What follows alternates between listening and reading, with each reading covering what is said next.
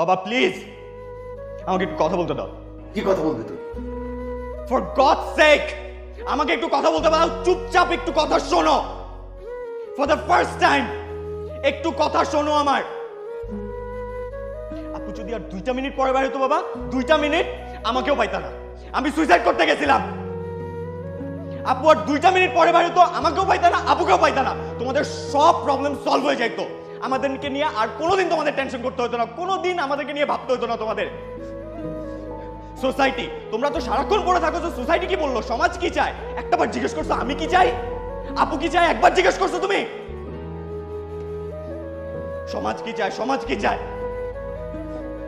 সমাজ যদি এতই ভালো হইতো বাবা, তাহলে তোমার পত্রিকায় প্রতিদিন কেন রেপের নিউজ, প্রতিদিন কেন গলা কাটার নিউজ, প্রতিদিন কেন ছেলে ধরার নিউজ? একবার উত্তর দিতে পারবা এটার? পারবা তুমি? আপু কি চায়? আপু কেন ডিভোর্স চাচ্ছে? আপু কেন বাসায় চলে আসছে? একবার জিজ্ঞেস করছো তুমি? তুমি জানো আপুর জামাই কি করে? জানো? জিজ্ঞেস করছো কোনোদিন আপুকে? আপুর জামাই নকল ওষুধ সাপ্লাই দেয়। বিয়ের আগে দেখছিলা? দেখো নাই তো? তোমার যদি আজকে অসুখ হয় তাহলে তুমি কি নকল ওষুধ খাবা বাবা? খাবা বলো?